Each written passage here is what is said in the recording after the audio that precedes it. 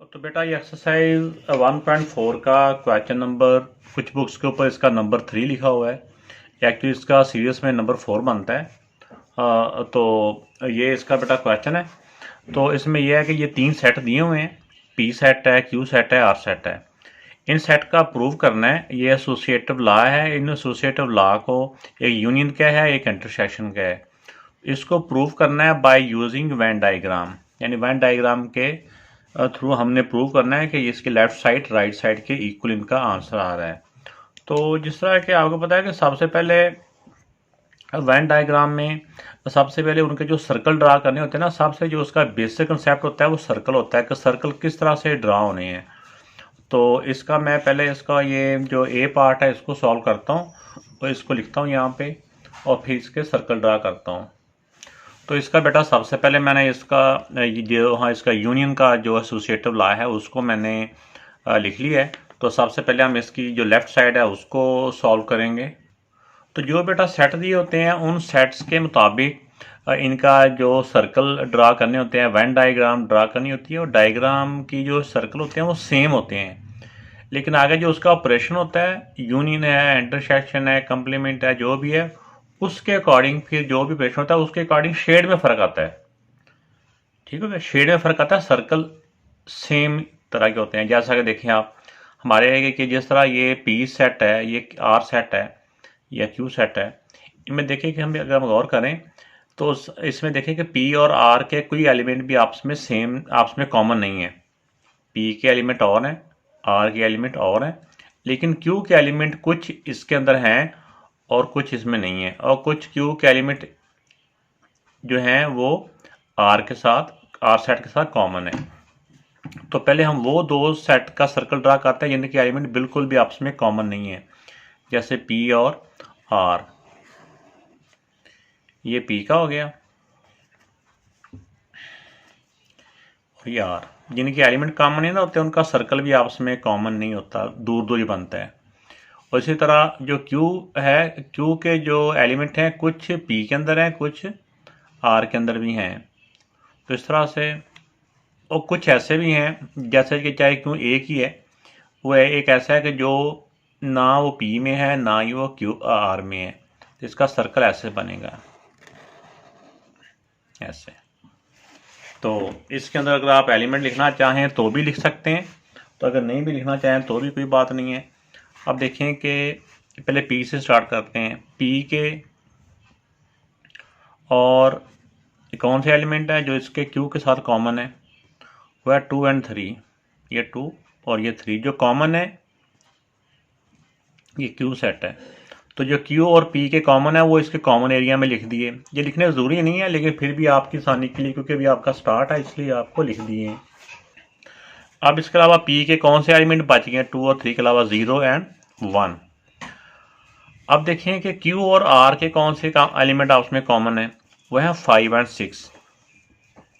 5 और 6 कॉमन है। अब देखिए क्यू सर्कल में क्यू के 2 भी आ गया, 3 भी आ गया, 5 भी आ गया, 6 भी आ गया, बाकी 4 रह गया।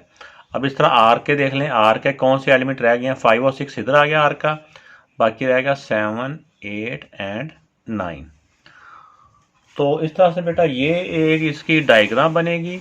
बाकी हम देखेंगे इसके अकॉर्डिंग, इसी डायग्राम को मैं बार बार लिखूंगा। तो जब यूनियन करना होगा तो यूनियन के हिसाब से इनको शेड करेंगे, जब इंटरसेक्शन करना होगा तो इंटरसेक्शन के हिसाब से इसी को शेड करेंगे। लेकिन डायग्राम यही बनेगा, इन सेट्स के मुताबिक इनका डायग्राम यही बनेगा। तो इसमें बेटा देखें कि पहले है पी यूनियन क्यू। पी और जो क्यू के सर्कल्स हैं इनका यूनियन है। यूनियन मीन के इन दोनों के कंप्लीट एरिया को हमने शेड करना है। तो जब इसको हम कंप्लीट शेड करेंगे तो इसमें पी का भी जो कंप्लीट एरिया है, ये पी का भी कंप्लीट एरिया और क्यू का भी कंप्लीट एरिया, ये सारा शेड हो जाएगा। मैं जहाँ शेड कर देता हूँ ऐसे करके, ये पी भी और क्यू भी कंप्लीटली, इस ब्रैकेट वाले का आंसर ये हो गया। लेकिन जब इस कंप्लीट आंसर का अब यूनियन फाइंड करना आर के साथ, यानी आर का जो एरिया है इसको इकट्ठे कर देना है, इसका भी साथ शेड कर देना है, जो इस एरिया का जो पहले से आंसर है उसके साथ इसको भी अटैच कर देना है। तो अब इसको भी हम आर, ये पहला आंसर तो ये आ गया ना रेड, तो अब इसमें जो आर है आर को भी उसके साथ अटैच कर देना, तो आर को भी हमने शेड कर देना है। तो इस तरह से बेटा ये इसका कंप्लीट आंसर आ गया है। ये इसका आंसर बनेगा कि P union Q union R. इसका आंसर कौन सा बन गया? इसका आंसर वो आया जिसके अंदर ये वाली लाइन हमने ड्रा की हुई है। तो इसमें देखें बेटा, अब इसकी राइट हैंड साइड है, राइट हैंड साइड में ब्रैकेट के अंदर, ब्रैकेट को पहले सॉल्व करेंगे तो ब्रैकेट के अंदर है क्यू यूनियन आर। तो इसका यूनियन का मीन होता है कि दोनों को हमने इकट्ठे करना है। कौन कौन से सर्कल को? क्यू को और आर को। तो इसमें क्यू का सर्कल ये वाला है, जिसको भी हम शेड कर देंगे, जो सा मर्जी आप शेड कर सकते हैं। इसी तरह आर, क्यू और आर दोनों करना है ना, तो इसी तरह आर का सर्कल भी कंप्लीट सर्कल हो गया, शेड हो गया। तो ये तो आंसर हो गया ब्रैकेट वाले का। अब ब्रैकेट वाले का जो भी आंसर आया, यानी कि जितना भी हमने शेड किया, रेड किया जिसको, इसको भी अब हमने अटैच कर देना है पी के साथ। तो इस सारे को जब पी के साथ अटैच करेंगे तो ये पी सर्कल भी कंप्लीट शेड हो जाएगा। तो ये अब इसके आंसर को इसके साथ भी इसका यूनियन कर दिया। तो देखा बेटा कि अब हमारा जो लेफ्ट साइड का आंसर है वो और जो राइट साइड का आंसर है वो दोनों आंसर सेम है। सेम का मतलब कि जो एरिया इसका शेड हुआ है वही एरिया इसका शेड हुआ है।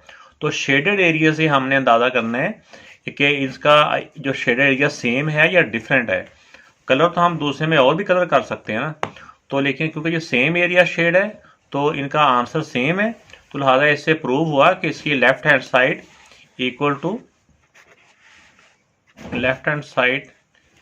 To right hand side.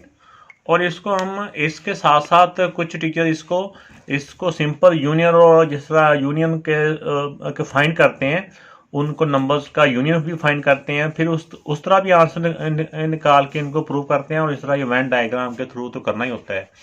तो जिस तरह से आपको बेहतर लगे, लेकिन क्वेश्चन में क्योंकि डिमांड है कि वेन डायग्राम के अकॉर्डिंग आपने इसको प्रूव करना है, तो वेन डायग्राम के अकॉर्डिंग मैंने इसको ये प्रूव कर दिया है। तो अब इसी का बेटा जो बी पार्ट है कि ये एसोसिएटिव प्रॉपर्टी ऑफ इंटरसेक्शन है। तो अब इंटरसेक्शन की प्रॉपर्टी हम इसमें वेरीफाई करेंगे, लेफ्ट साइड भी राइट साइड भी। और आपको पता है कि जो इनके जो सेट दिए हुए हैं, सेट के अकॉर्डिंग इनका डायग्राम यही बनता है। तो बस इसमें शेडिंग का फर्क आना है। अब इंटरसेक्शन के अकॉर्डिंग हम इनको, तो बेटा इसमें जो ब्रैकेट के अंदर है, पहले जो लेफ्ट साइड पे पी इंटरसेक्शन क्यू है, यानी पी सेट और क्यू सेट में जो कॉमन एरिया है, वेन डायग्राम में एरिया बोलेंगे। अगर वैसे सेट्स को हम इंटरसेक्शन कर रहे हो तो हम बोलते हैं कॉमन एलिमेंट। तो ये वेन डायग्राम है तो इसमें हमने कॉमन एरिया बोलना है पी और क्यू का। ये पी का सर्कल है और ये क्यू का सर्कल है। इन दोनों सर्कल्स में कौन सा एरिया कॉमन है? इसमें बेटा दोनों में कॉमन एरिया है ये वाला, जिसमें 2 और 3 हमने लिखा हुआ है। अब देखें इस आंसर का, अब इसका आंसर ये आ चुका है जो मैंने ग्रीन में किया है। तो दूसरा मैं किसी और कलर यूज कर लेता हूं। तो अब देखें इसके आंसर का आर के साथ इंटरसेक्शन, इसका आंसर कौन सा है? ये वाला, जिसको मैं फर्दर इसको डार्क कर देता हूं, ये वाला एरिया। अब इस एरिया का ये आर जो सर्कल का एरिया है, इसके साथ कौन सा एरिया इनका आपस में कॉमन है? इनका एरिया बेटा कोई भी कॉमन नहीं है। ये एरिया इस तरफ है और ये एरिया इसका इस तरफ है। इसका आपस में कोई एलिमेंट कॉमन नहीं है या कोई एरिया इसका कॉमन नहीं है। तो लिहाजा इस एरिया का और इस एरिया का जो कॉमन होगा वो कुछ भी नहीं होगा, वो इसका आंसर आ जाएगा। यहाँ पे लिख देंगे एम्प्टी सेट।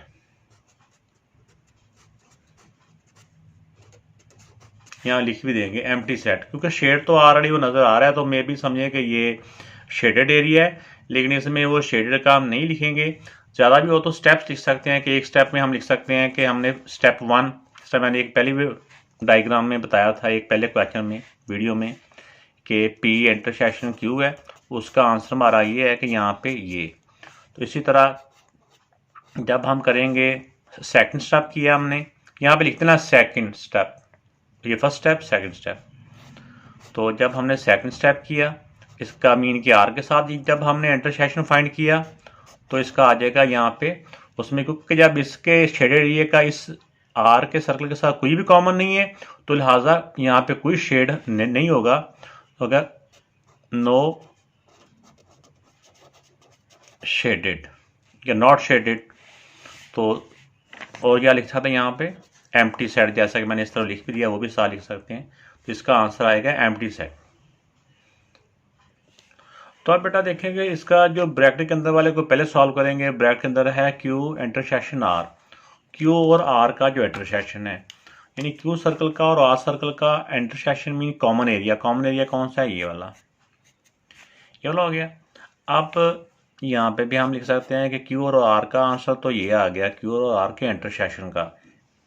लेकिन यहाँ तक बात नहीं खत्म होती, हमने फर्दर इसको क्यू इंटरसेक्शन आर को हमने इसका पी के साथ भी इंटरसेक्शन फाइंड करना है। मीन कि इसका जो आंसर आया इसके आंसर का और ये पी का जो सर्कल है, इन दोनों एरिया में कोई एरिया आपस में कॉमन है नहीं है। ये बिल्कुल और तरफ है, ये और तरफ है, इसका कोई एरिया कॉमन नहीं है। तो इसका आ जाएगा no area shaded, no area या नो पार्ट, और लिख देंगे एम्प्टी सेट। तो यहाँ पे लिख सकते हैं आप। अब देखें कि उसका भी कोई एरिया शेड, उसका जो कंप्लीट आंसर था उसका कोई एरिया शेडर नहीं था। इसी तरह राइट साइड का भी कोई एरिया शेडर नहीं है जो कंप्लीट आंसर का है। तो आप कह देंगे प्रूव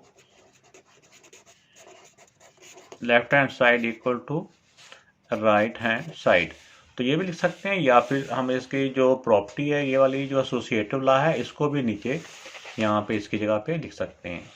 तो बेटा अगर अभी तक चैनल सब्सक्राइब नहीं किया वो भी करें, लाइक भी करें, कमेंट्स भी करें, और बेल आइकन का बटन प्रेस कर दें। अल्लाह हाफिज़।